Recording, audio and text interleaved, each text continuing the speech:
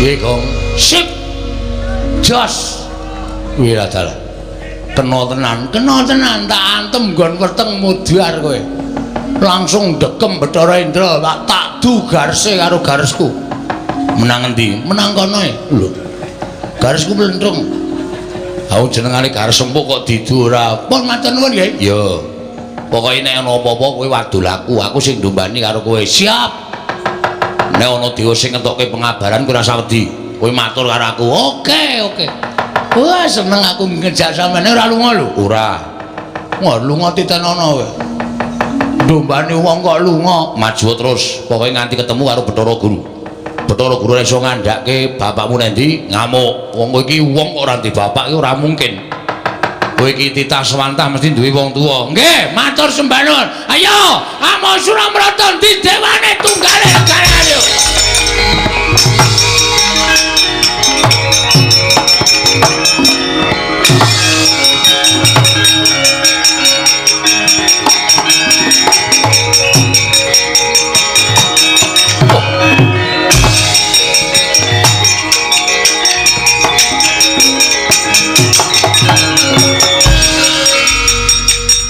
Bagong ngamuk ana ing repat keparasan. Oh, sapa kowe? Bathara Brahma. Bathara Brahma iki sapa? Dewaning geni. Dewaning geni? Ya, ora cedak-cedak pom bensin lho, ora. Kobong kok komisir ora. Dewaning geni Bathara Brahma arep ngopo? Nundung karo kowe. Nundung karo aku dasar Pranyata. Bathara Indra wae kalah karo aku apa meneh kowe, Mo Brahma. Ayo. Aku ngerti pengapesane para dewa. Ayo jajal. Ini merganing patimu. Wow.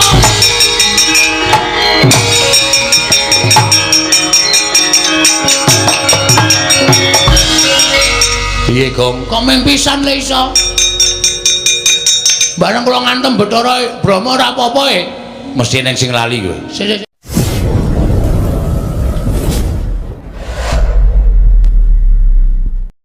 Bekti kula nek nyelono apa? Ya sak karepmu. Kula karo sampeyan tuwa sapa? Aku dhewe ora ngerti takono bapakmu Semar. Wah wis kacau iki silsilahe.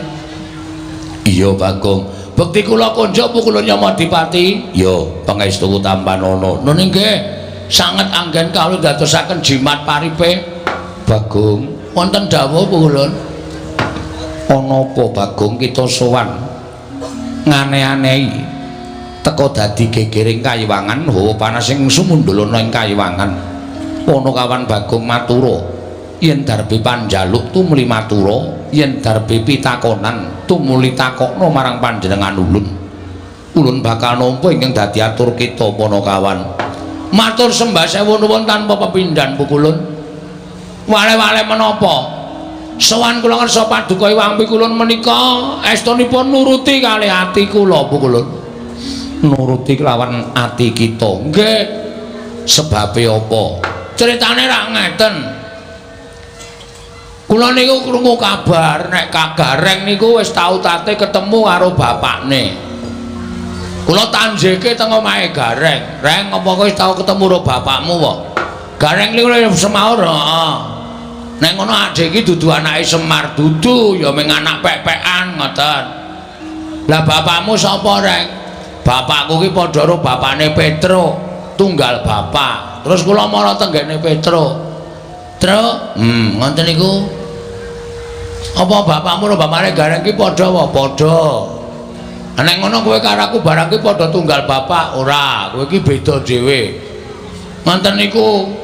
Lah terus bapakku sapa, Truk? Bapakmu ya Semar kae. Mongko ati kula niku jane ora pas.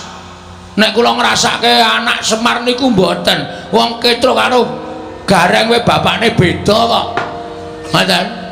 Nggih bener nek Semar niku ya anak-anak. Ning anake Semar niku do dadi dewa. Mula sing dijak medhun ning jagat niku mung anak-anake kuwalon. Sing dijak sengsara niku mung anak-anake kuwalon. Terus kula takon kalih Gareng, "Lah anakku, bapakku sapa, Reng?" "Ayo mbah, ngoten niku. Kelara-lara kula 7 dina 7 bengi ora doyan mangan. Meneng mawon kula teng omah. mikir nganti rambut kula sing ngarep rontok niki mergo kula mikir wong tua kula niku jane sapa. Ora mungkin nek kula niku urip kok mledhek saka watu. Niku mboten bakal kelakon. Tumuli kula rembugan kalih bojo kula. Bojo kita nggih. Yem Tariem. Bojo kita jenenge Tariem. Nggih. Malah durung ulun catet. Yen to ulun kagungan titah Alan Dewi Tariem. Mboten Dewi. Niku mboten anake ratu, niku anake tani kok. Iya Bagong, nggih.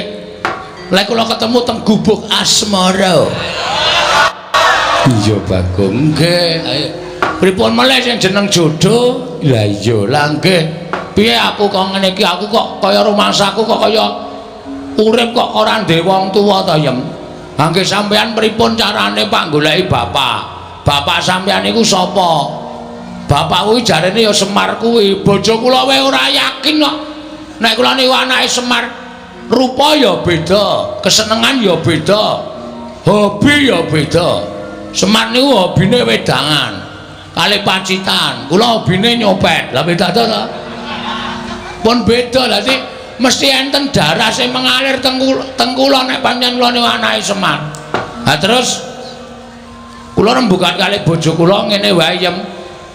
Nek aku ora iso nyembah wong tuaku, aku ki isin, aku ki wirang. Mula tak nek aku goleki bapak piye? Ha monggo Kamas. Kamas pangeran ajeng tindak. Pangeran sapa? Pangeran anu bojo kula nek ngundang kula pangeran. Oh. Mboten napa-napa karena wis aku gelem ngepek kowe Yem nek kowe nek nyeluk aku pangeran ngoten nang omah. Sepriki niki nek ajeng tindak goleki bapak, nggih monggo. Ning kowe tak tinggal suwe lho ya mboten masalah ngoten. Mengko nek kowe kangen piye ora? Bojo kula niku Semar ra nggih tesih kathah tangga teparo to Mas. Anjen bojo kula niku tilas wong nakal. Oh iya. Ning kula slametke saking lubang napa jenenge kenakalan, kula entaske. Dadi saniki dadi wong apik ya mung iso golek-golek kumat. Iya iya. Ora apa-apa. Anak kula sing cilik dhewe niku ora mboten padha karo kula to? Iya, iya. Si Basir, iya, iya. Niku raine mboten padha karo kula, nek mboten apa-apa tak openi jeneng kula niku seneng anu kok nglumpuhke pahala. Iya, iya, Bagong. Sak banjure piye? Ah, terus kula takon. Aku lek arep takon endi ya saya coba bayangno. Semar tak takoni mesti lara ati wong Semar ki bapakku angkat. Upama tak takoni Mar, bapak kuwi asline sapa? Mesti weh, blegegek ugeng niku metu terus mesti. Ugek-ugeke niku wis ora bakal leren. Iya. Mula terus aku arep takon Semar ya. Apa aku tak takon Ndara-ndara Pandhawa? Ampun, wong sampeyan niku umure karo Pandhawa niku tuwa sampeyan. Mboten bakal ngerti. Tak takon Sinuwun Ndarawati apa? Ampun. Nika ya tuwa sampeyan karo Nata Ndarawati. Lah aku terus arep takon endi? Mang minggah teng Kayangan Surabaya. Suralaya, Suralaya. Dalane ngendi Yem? Nek ngendikaning Kyai Sepuh kudu munggah Gunung Himalaya. Kula lakoni mongko dhuwure minta ampun. Pucuke nganti ketutupan mega niku rak saking dhuwure. Kula nggawa tampar. Mendaki kula niki wau. Iya Bagong, nggih. Terus tekan latar sing ngombo sing panas banget jenenge napa Kulun? Repat kepanasan. Ah. Repat kepanasan riku panase ra jamak-jamak. Terus kula ajeng mlebu niku dijegat buta loro. Nggawa gada kali nggawa pedhang gedhe banget. Kuwi buta ingkang tunggu kari sela matangkep. Jenenge sapa? Cingkara Bala Upata. Kula dicegat ra entuk. Kula nekat tak tantang gelut. Lho, Cingkara Bala Upata tak tantang perang. Nggih, asalahe kula ra entuk mlebu kok. Lho terus piye iki? Buta loro pun mati kabeh teng mriku. Lho. Mati nang urip meneh. Ampun kuwatir to, sampeyan ora kaget.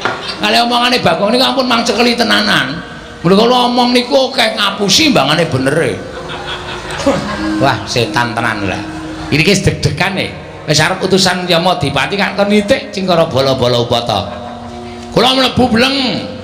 Terus wonten kayangan kula leboni bleng wonten jebule sing lenggah teng mriku dewane ngangin Bathara Bayu kula sowan pukulun Bathara Guru mrika dudu ulun Bathara Bayu oh Bathara Bayu niku napa dewane ngangin oh berarti sing gawe entut barang niku Bathara Bayu wah jan Bagong iki didudui mriki niki kok ander para dewa akeh banget terus kula nyuwun dalan nyuwun ngapuran munggah tekan mriki niki nah pukulun sasampunipun kula sampun dumugi wonten ing papan mriki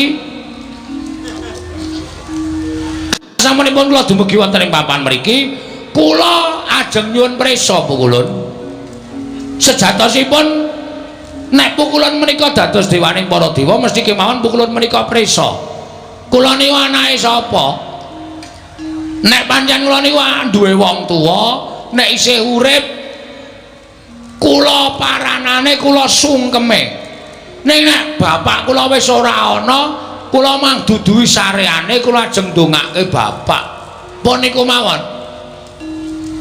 nek pukulun maringi prisa matur nuwun nek pukulun mboten paring dawuh mboten ngertos bapak kula sinten kula niki sowan mriki ora ming paitan nekat tok ning wis wani mati kula estu mbangane kula urip teng alam donya mbangane kula anggen gara-gara iso gawe guyu wong delok ning kula ngerti bapak kula lara ati kula kula iso gawe guyu wong nonton garger ning terus nek wong tenan Bagong anake sapa niku ati kula dires-ires kula niku iso gawe bungahe wong liya kok ati kula ora iso bunga niku terus carane pripun coba kula tak takon mula kula pengen ngerti wong tuwa kula bangane kula ora ketemu kali wong tuwa kula nyuwun paduka pukulun dinten niki kula mang cemplungke wonten ing kolam pemandian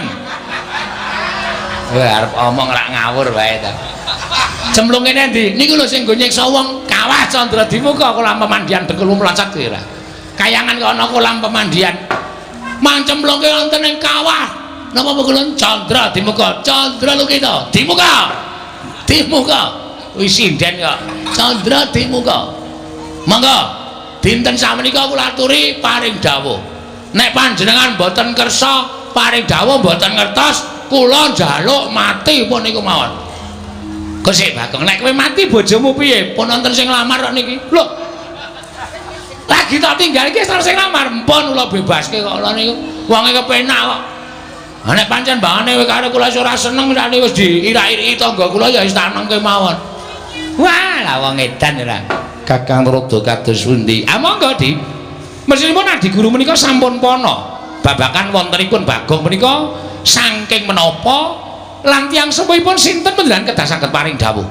Mergi kula kuwatos Bagong menika wonge wah ndugal kewarisan.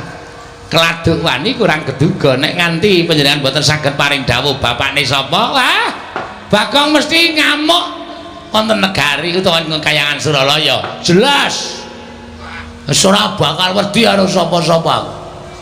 Anggere ora ana sing ngomongi bapakku sapa? Iki ora samalang kerik iki anggepe kaya nendi.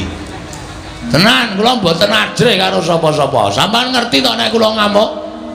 Sampeyan ngerti nek kula nesu? Kula nguyuh sanggon-gon. Napa kelakon kayangan pesing kabeh? Ah taya rusak. Rusak kayangan ketekan Bagong rusak. Ora karo-karuan. Bagong wonten dawuh. Sabar ya Bagong. Mboten saged sabar.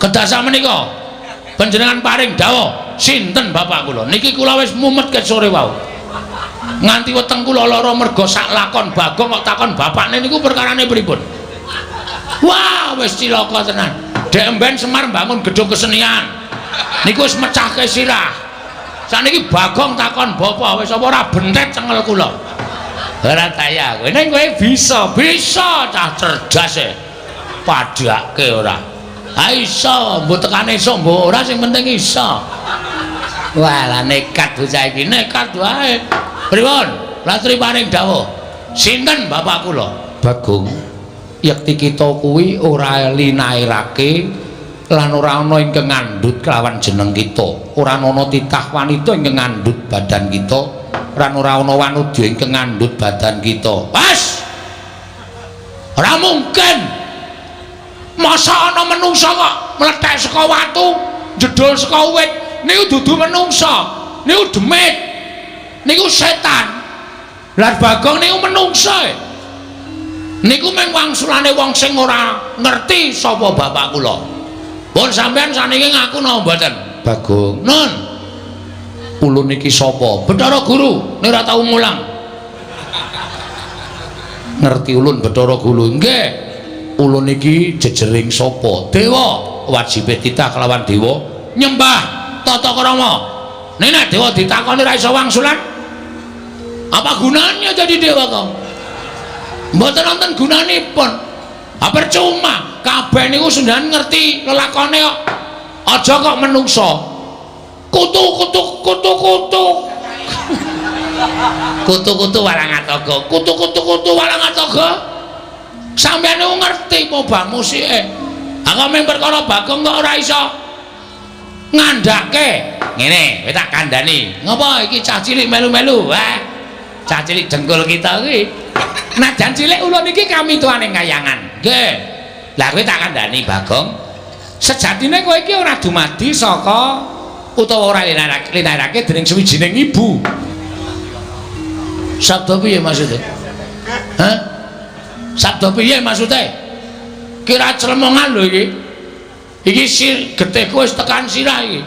Munggah angel-angel nang kayangan tare wangi nganggo tampar tak unggahke kaya wong mendaki nganti babak bundas nek ming nang kene dikandhani Bagong kowe iki ming dumadi saka sabda ora jelas kowe kesikik ta iki cepet iki ndek gang kases-kases ngono dumadi saka sabda kuwi merga disabda dening sawijining dewa. Ha dewane sapa? Dewane sapa? Ayo ora mung waton omong kowe. Cah cilike melu-melu. Yaine ijik melek. Kono mulai sekolah sesuk. Wah, dengkulmu kuwi ora. Wah, Bagong ki anggere karo dewa kok sak penake dhewe ora. Piye maksude? Bagong, non ganti iki meneh. Bolak-balik. Ngene, ulun jarwani nggih. Nalika semana Semar tumitah ana ing jagat kuwi sayekti durung duwe ruwang. Terus tumuli sowan kelawan Catugara ya kuwi Kakang Tejamaya lan Kakang Ismaya sowan ngersane Iwang Pikulun Bathara Tunggal. Tunggale pira? Lho, Bathara Tunggal kuwi wong tuwa ulun, Rama ulun. Oh, bapak sampean? Iya.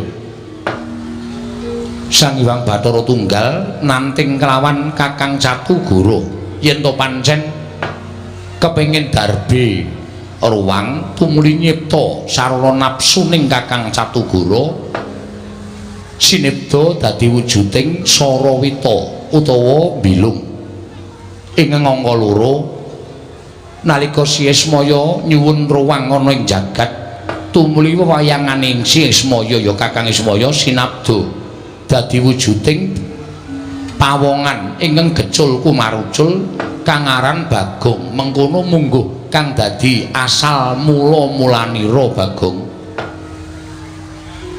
Bayangan iya kula niki iya sing nyipta Kanjeng Rama Pukulun Sang Hyang Bathara Tunggal. Bayangan aning Semar ki nang ndi sing ana bayangane.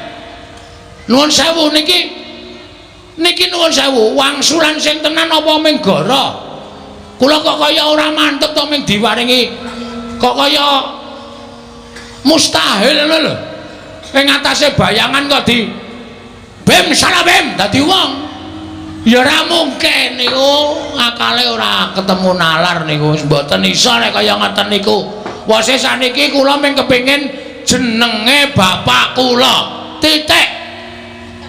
Nek sampean kersa ngaturake matur nuwun nek mboten napa kudu sarana Bagong nesu teng kayangan ben kula dicempluke teng Kawah Candra Timuka ben kula dipateni teng Kawah Candra Timuka Ora ana gunane kula suwita Bapak Semar nek kula ora iso ngrungkepi padane wong tuwa kula.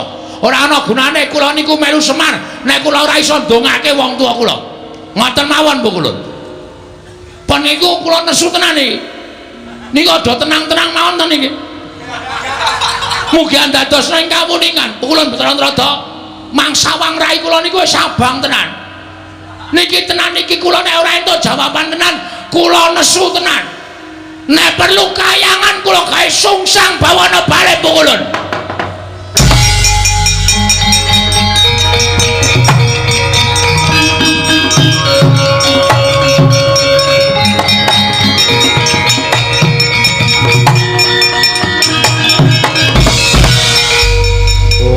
Nomo sidang sekaring bawana langgeng. Bagong aja kaya mengkono Bagong. Mundhak ora prayoga kedadeane. Pun kajenge. Lah witena sampean wis ora ditakoni ya mung sabda-sabda saka bayangan-bayangan apa? Bayangan kok min sabda dadi menungsa kaya ming kaya wara ulun kok ulun. Kula mboten percaya. Iya nanging nyatane kaya mengkono. As niku mung gawean sampean. Pokoke pukulun kersa mboten panjenengan nuduhke bapak kula nami sing kula goleki nami jeneng asma nek mboten jeneng mboten nami mboten asma kula mboten nrimakaken Bathara Indra bocah iki nek ora tak seret nek repot kepanasan gawe geger Bathara Indra weh dijiak to dipaksa supaya gelem bali menawi ngantos Bagong sak mangke ngamuk dhateng para Jawata. Nek Bagong ngamuk ya wis kebangetan banget. Tegese bakal wani marang panguwasaning para dewa. Nuri mekaten pukulun ya. Mula kita mangkat to dina iki. Nuri ngestaken dawuh nyuwun pamit madal pasiran. Sing ati-ati. Poma dipoma ya Indra. Iya. Kena gawe lara Bagong ning aja nganti katriwandan mergo nek nganti Bagong ana apa-apa sing ora trima Kakang Ismaya. Nuri ngestaken dawuh nyuwun pamit madal pasiran. Sing ati-ati aja kaya bocah cilik Bathara Indra.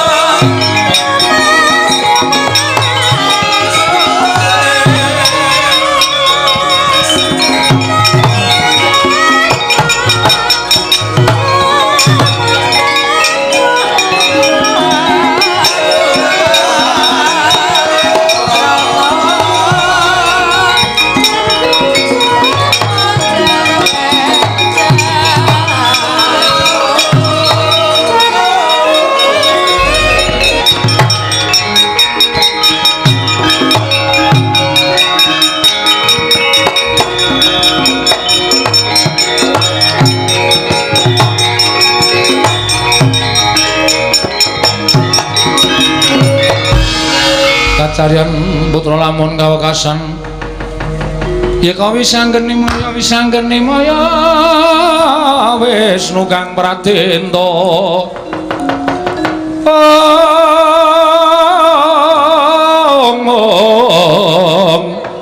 wisanggeni maya Wisnu pradenta wah aku ora ngerti tanpa taliwora Bathara Indra nyikep karo aku saka mburi saya aku dipapanke ana ing repat kepanasan ning taunana windanana aku ora bakal medhun ning jagat arep mati garing nang ngene tak lakoni pula aku mulih ning alam donya nek nganti aku ora weruh karo bapakku percuma ora ana gunane nek dewa ora ngeparengake paring dawuh sapa wong tuaku sejatine Wis ben mbok tekan modar mbok men tak lakonane. Nek aku jane gumun aku ki ya ngopo to ya aku ki ya. Wong dewa wis paring dawuh kaya ngono iso lho aku ki dadi saka bayangan ya iso. Ning apa ya iya. Sing kepindho iki jane aku tekan kene iki ana sing ngeterke ning didhawuhi supaya aja omong karo sapa-sapa. Ndara Antasena kok malah ora ngetok ki. Piye maksude iki? Ana nganti aku cilik lara gedhe tekaning pati terus Ndara Antasena ora muncul. Piye sapa sing arep tanggung jawab? Ndekno mau nang omah gong nek arep takon karo bapakmu. Takon sapa bapakmu munggah nang kayangan, takon dewa. Carane pripun, Den? Ayo tak unggahke rasa kuwatir. Nganti tak rewangi ngapusi karo dewa-dewa. Kowe munggah mlebu kayangan tak anteni ning repat kepanasan. Bareng aku tekan kene kok sepi mamring ra ana wong ki. Engko gek mulih sik Antasena iki. Nek mulih cilaka aku. Mulai ya ora ro dalane maju ya bakal dikeroyok dewa. Wah lah wis nasib pancen wis pestiku apa kudu kaya ngene ya lakonku. Wis lah terserah. Antasena jedul ya karepmu. Nang simpingan ya karepmu. Ora arep tak gagas sing penting niatku wis gembleng. Ndara Antasena ngewangi ya matur nuwun ora ya tak lakonane dhewe. Mati urip wis tak entengke kabeh pokoke. Bathara Guru. Nek Bathara Guru ora kepareng sarta ora iso ngendikake nek ndi bapakku, ora pantes dadi Bathara Guru. Bathara Guru ki kudu ngerti apa wae. Dheweke iki dadi dewaning para dewa. Kudu ngerti marang kananing titah. Kok dadi tak takoni bapakku kok ora paham. Kaya ngono kok dadi dewa. Ora wangun dadi dewa Bathara Guru. Mula wektu dina iki aku ora nrimake. Nek Bathara Guru ngandhakake bapakku nendi kayangan tak gawe geger. Lho kusik. Apa kowe wani karo para dewa? Lho wis muni ngene kok dikira ora wani ta iki? Iki wis nekat nek kaya ngene iki. Tegese kowe wani. Wani.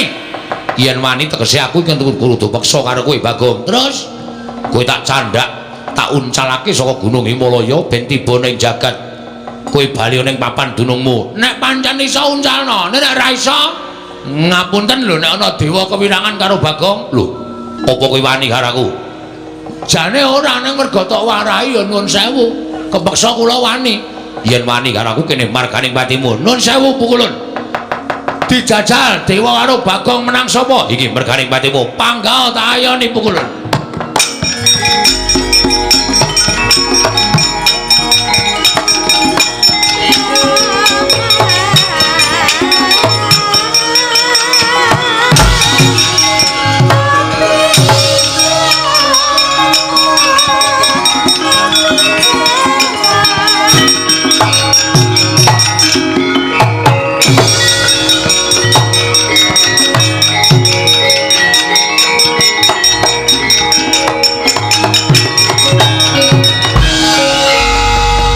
Iki aku lagi ngerti dewa ampuh ya nang kene iki.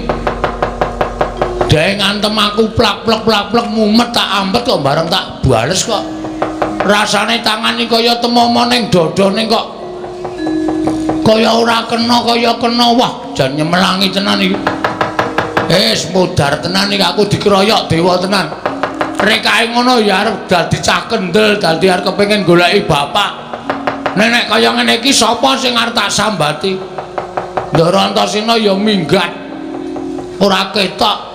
Bareng kahanan kaya ngene kok sak penake dhewe lunga tanpa pamit. Wis modar yem aku. Rekae goleki bapak malah Sarapati nang kene. Mongko Bathara Indra ngoyak-oyak aku kaya ngono kae mesti. Kae urung ngetokke Jaya Kawijayan Aji Guna Kasantikan. Nek nganti kentokke Aji Jaya Kawijayan mati tenan nang kene aku anakku isih cilik-cilik. Nek nganti engko aku tak tinggal mati terus anakku piye? Nek bojoku dipsida dipek tanggaku tenan. Anakku ngrekoso iki mlebu panti asuhan malah wis ora kopen iki nek ora mulih nang Madyapada ndrawasi tenan iki. Wis suwe, Mas. Ya sawetara. Rada mriki? Ya. Ngopo kok bingung? Ngopo bingung? Semene iki nek ndombani ora ngono kuwi. Ngono kuwi piye? Sing ngakon munggane kayangan aku sapa? Aku. Sing ngakon takon dewa tentang bapakku sapa? Aku. Ha kok kowe malah ora ketok? Aku ngiyup saka repat kepanasan. Mergo panase repat kepanasan kuwi pancen gilani. Yen ora kuat mesti bakal tekaning pati. Terus aku ngopo mlayu-mlayu. Diantemi dewa ya aku. Diantemi dewa sapa? Bathara Indra. Ambek diwales diantem. Nek iso tak waleske mau-mau. Ora iso. Tak tonyo ora keneng, tak antem ora kena, tak tabok ora kena. Kaya ana tamenge dewa-dewa ki. Kowe iki nek goblok aja dienggo dhewe. Nek goblok takon karo wong pinter. Ada aku takon sampean, carane ngantem piye? Carane ngantem ngono. Carane piye? Dewa ki keringkiane siji. Keringkiane disembah ping 3. Tur ling ngantem aja nggo dodo munggah ning dodo medun. Dodo medun? Mesti kena. Masa? Tenan. Aku ora tau ngapusi. Yakin? Yakin. Wah, anggere ngapusi ditenono wae. Sembah karo diantem nggon weteng medun. Antemen sak banter-bantere mesti kena. Ning nek kowe ngantem kene munggah ora kena wong titah warwan teranyak karo dewa. Nek nganti omonganku iki kemrucut aja dundang Antasena. Wah, undang Ponijo. Iya. Tenan ditenono. Mangkat saiki, mangkat to ning ati ngapusi nucu aku go. Nggih, takon Jawa. Ono. Wah, cocok. Aku jenengane Gares Empuk kok didu ora. Pun matur nuwun nggih. Iya. Pokoke nek ana apa-apa kowe wadul aku sing ndombani karo kowe. Siap. Nek ana dewa sing ngentokke pengabaran kowe rasa wedi. Kowe matur karo aku. Oke. Wah, seneng aku ngejak sampeyan ora lunga lho. Ora. Wah, lunga titenono kowe.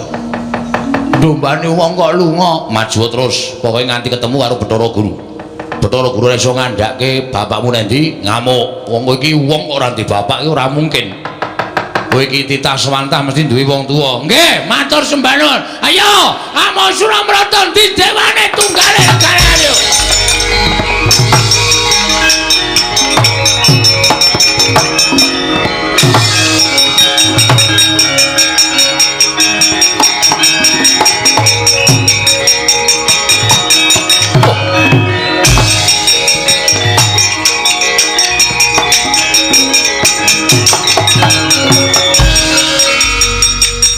Bagong ngamuk ana ing repat kepanasan. Nah, sapa kowe? Bathara Brahma. Bathara Brahma iki sapa? Dewaning geni. Dewaning geni? Iya, ora cedak-cedak pom bensin lho, ora. Kobong kok pom bensin ora. Dewaning geni Bathara Brahma arep ngopo? Nundung karo kowe. Nundung karo aku dasar Pranyata. Bathara Indra wae kalah karo aku apa meneh kowe, Mo Brahma. Ayo. Aku ngerti pengapesaning para dewa. Ayo jajal. Ini merganing patimu. Wow.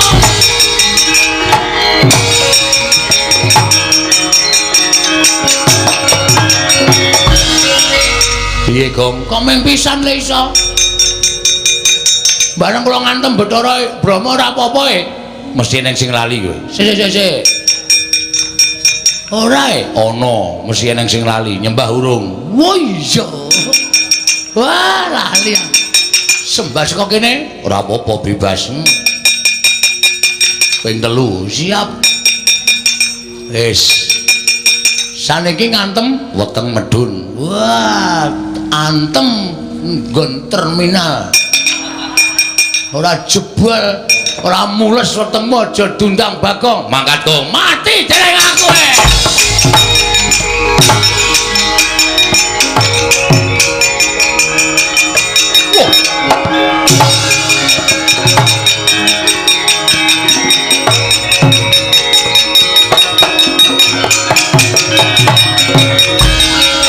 Wih, lah dalah ampuh tenan kowe, ampuh ngungkuli pil pokoke.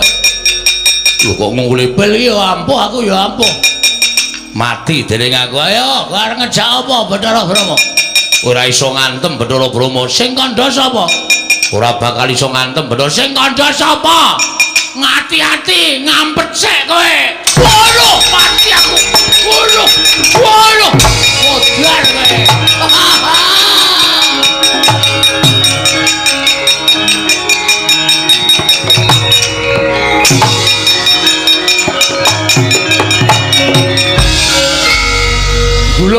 Gunung Bathara Brahma. Tuantem nggon apa? Nggon kene. Ben sisan kaya nggon vital sisan. Kira-kira mati ya ben mati. Dewa ora iso mati. Ora iso kok? Ora iso. Arep gulung-gulung kaya ngono kae iki ngrasake lara tok. Kae engko ngetokke geni, kowe nek ora ngati-ati kobong lho, Gong. Hah? Ngetokke geni. Nek ora ngati-ati kobong. Sembah ping 3 ora mandi. Dodo medun, dodone geni nggon endi? Wah iya. Kae dewaning geni, kae biasane Bathara Brahma iki nek nesu ngetokke geni, ngobong mungsuhe. Wis iki piye iki? Tanggung jawabmu no, Cina. Piye iki aku nek kanane kaya ngene iki? Ora usah kuwatir, ngejak aku iki mesti duwe penemu. Terus Kowe engko nek kobong ora bakal ngrasake panas. kok iso? Aku tak mancing ning awakmu. Nang kene? Sedeng po? Sedeng, aku nganggo badan sukma mancing ning awakmu. Ora usah kuwatir. Pun, Kewon. Yo, metu ngendi? Metu cangkem po? Sedeng ora iki? Ora sedeng. Apa kene? Kene ciut ning Soombo barang. Kene. Moh. Mambu. Wah. Tak sabune. Kowe ngampet ambegan. Ngampet ambegan. Ngono kuwi aku tak mlebu dhewe ning awakmu. Nek kowe clebon aku, kowe diobong ora apa-apa, disuduk ora apa-apa, dibacok ora apa-apa. Aku tak mapan ning awakmu dina iki. Dadi engko nek kowe dikobong karo Bathara Brahma iki ora bakal piye-piye awakmu. Wis yo aku tak mlebu yo. Nek aku mlebu ning awakmu mesti kowe ora bakal dadi wong ringkene, dadi wong sekti. Selak modar. Le ngampet ket mau ora kok mlebu-mlebu kowe wis. Yo. Yo.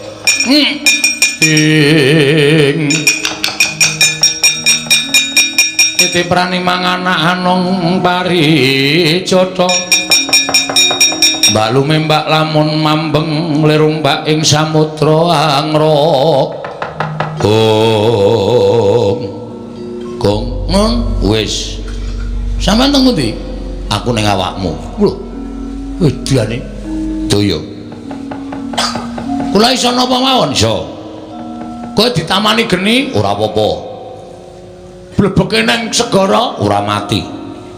wah lha iki. Wah, pun sampean teng riku mawon mboten sampe metu. Lho. Kula tak dadi wong ampuh sak lawase. Aja engko ndak tok nggo pamer, ndak tok nggo umuk. Wis saiki arep ngopo? Kula cobane pethoke Bathara Brahma nganggo geni. Nek kula kena geni mati omongane Ndarantasena ming tekan pangucap mau mboten kababar dadi pakarti. Ya wis jajarane ora percaya. Nggih, tak maju alon-alon. Ya kono.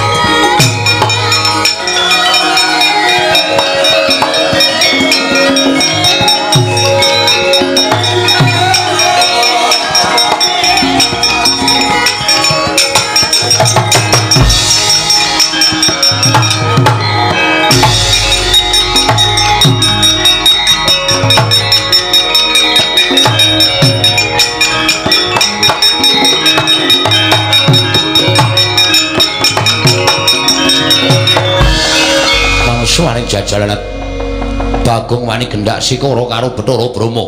Mirang-mirangke Bathara Brahma. Bagong, aku mentala karo kowe. Tibane daya kekuwataning Bathara Brahma, ora kobong awakmu aja tundang Bathara Brahma keparat.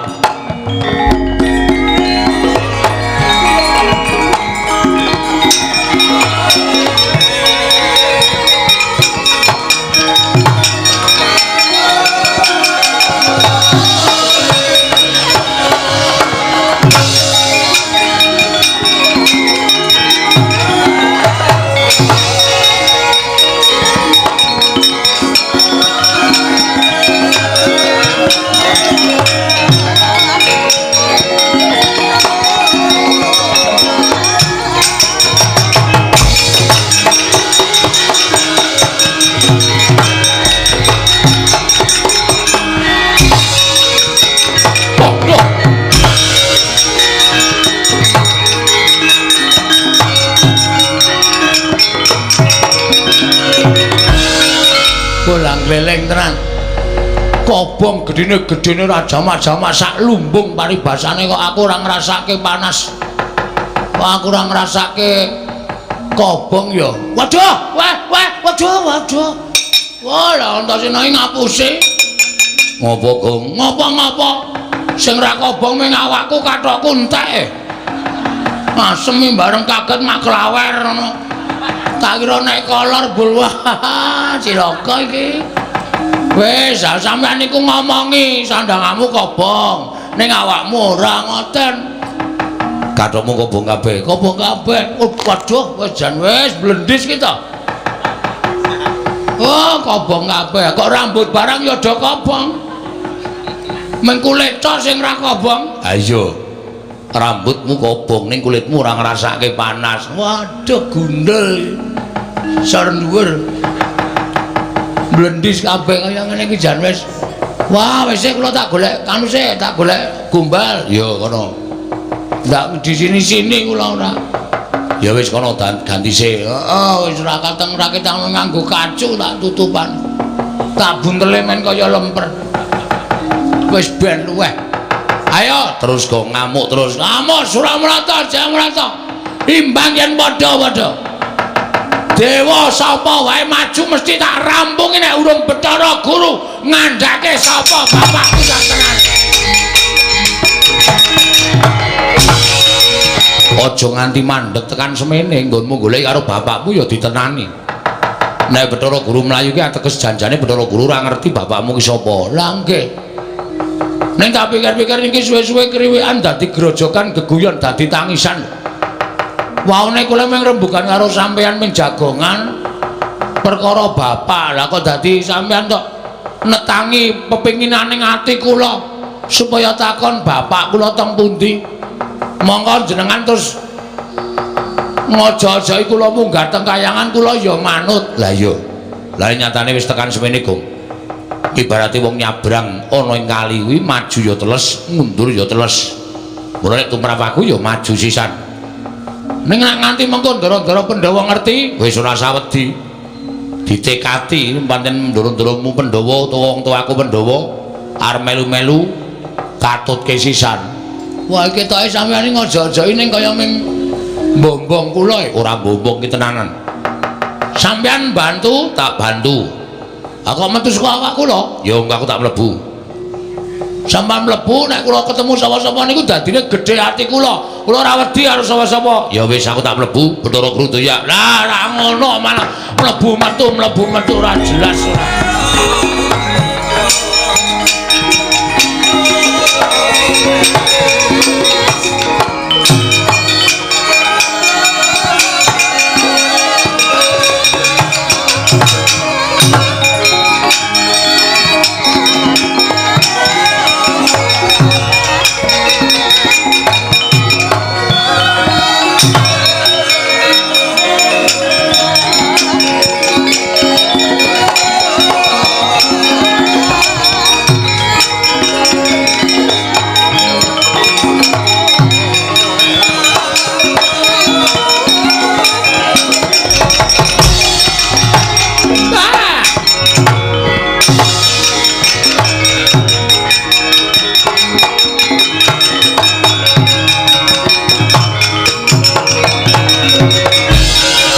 Kakang Narada kados pundi? Ah, pun geger mboten kanten-kantenan.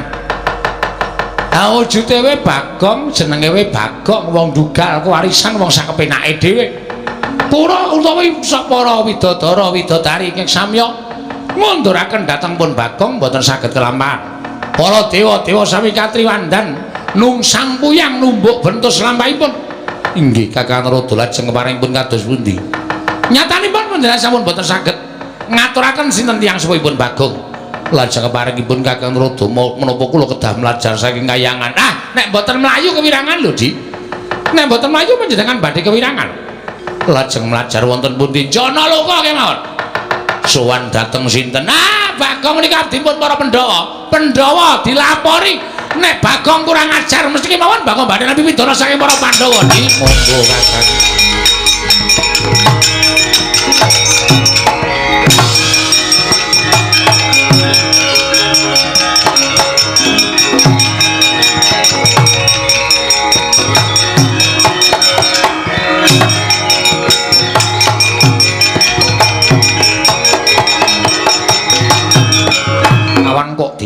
mangke gotang.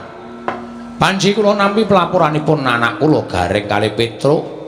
Anak kula Bagong wis sawetawis wekdal menika ninggal griya. Mongko mboten dipun mangertosi wonten pundi papan dunungipun. Kula pun takon-takon karo tangga teparo kiwa tengene Bagong. Mboten wonten ingkang sami mangertosi lan mboten wonten ingkang sami nyumurupi wonten pundi lenggahipun anak kula Bagong. Mengkono Kakang Semar nggih. Mila Den. Kula wis pasrah bongkokan. Menawi tetelo anak kula Bagong menika tasih urip. Mugi-mugi Gusti-gusti kula para Pandhawa ugi saged manggihaken wonten pundi dunungipun. Nek anak kula Bagong pun mboten wonten, nggih sampun mboten napa-napa. Jarakan wong urip ing alam padang menika namung anut kersanipun sing gawe jagat Ndara. Miat langeneng kalanggiwan akar pandan moncar. Tinaner kagonang surem sorot etan padang kasoran pacaring purnameng gegono dasari mongso katiga dereng ngantos paripurna balwacana kasaring ing tumep saking dirgantara nggih Sang Hyang Pikulun manik moya karya kagiat kang samya mulat lang-lang ing triya mangu-mangungkong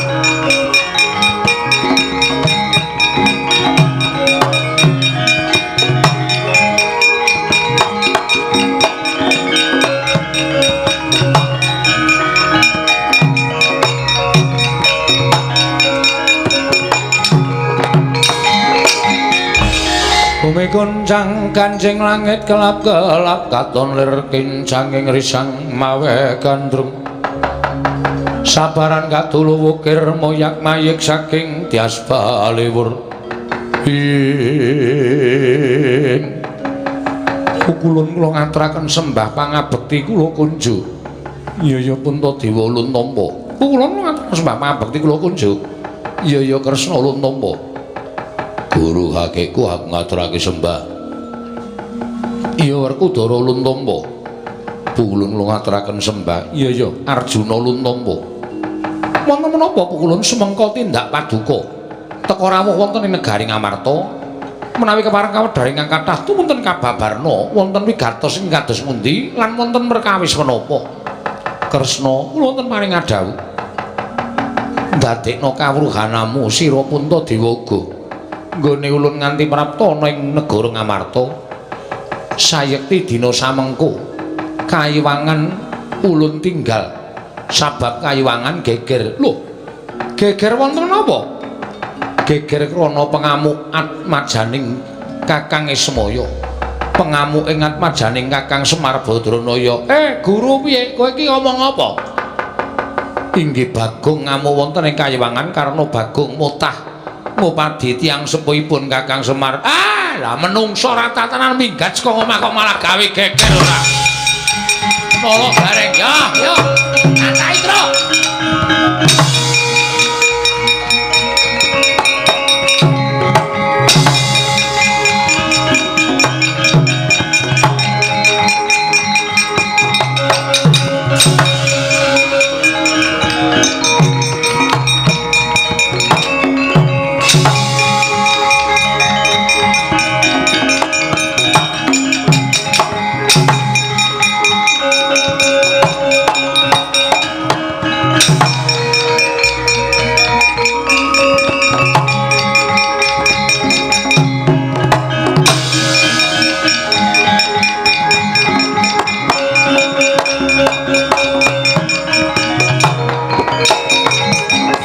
Redo mangawur-awur wurahan Tengarane ngajurit gong maguru gongso tetekaya butulawar pantriting turangga esti ngandel ora pukulun Bathara Guru mudhun ana ing jagat laporan karo Pandhawa. Gus, apa? Niki laporane Pandhawa tenane. Ora sawedi aku wis ning awakmu ngene iki kowe iki dikapak-kapake ora bakal iso tekaning pati. Kowe dipilara ora bakal ngrasake lara. Nek pancen weku ndenku para Pandhawa ora iso nuduhake wong tuamu sisan gawe kok. Bengi kowe dadi lakon. Oke. Nek mungsuh Ndara Janaka lawan. Ndara Werkudara wani. Oke, iki arep geleleng tenan aku iki. Ayo. Wulo, aku sing maju malah si kera tekle. Gareng kok ketingklang-ketingkling. Piye kowe ngajar kakangmu wani ora? Kita iki diutus karo Ndara Pandhawa kon ngendhake pepinginane Bagong. Wah enteni kene. Wah anggere gareng melu-melu potele sirahe. Ya aja dipotel, Gong. Kae kakangmu nek nganti mati piye? Ben diutang aku ora nyaur-nyaur. Ming semaya wae Senin, Selasa, Rebo, tandanteni ya ora. Arep tak jukuk apane wong omah ming kari kompor tok. Wis ben. Pethoke nala gareng arep wangi Bathara Guru Pak.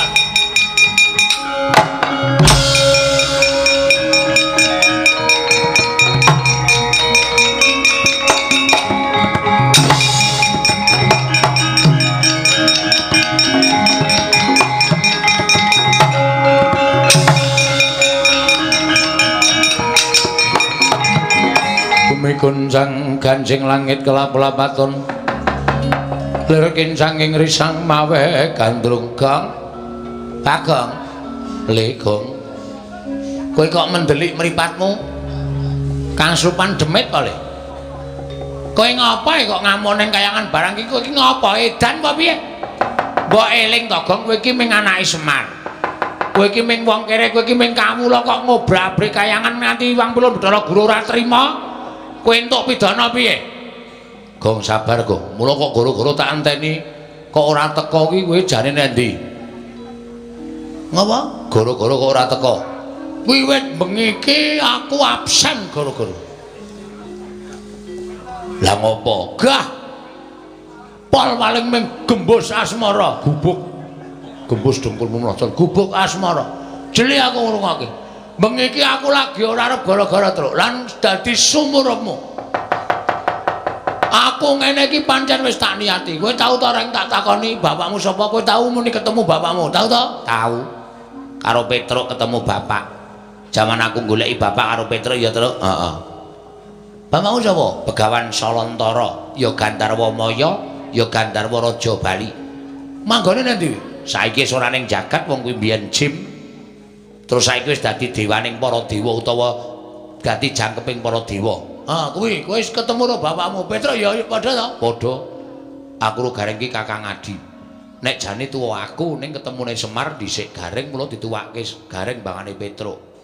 Terus saiki anak telu Semar iki kok sing loro ketemu karo bapakne kok aku ora.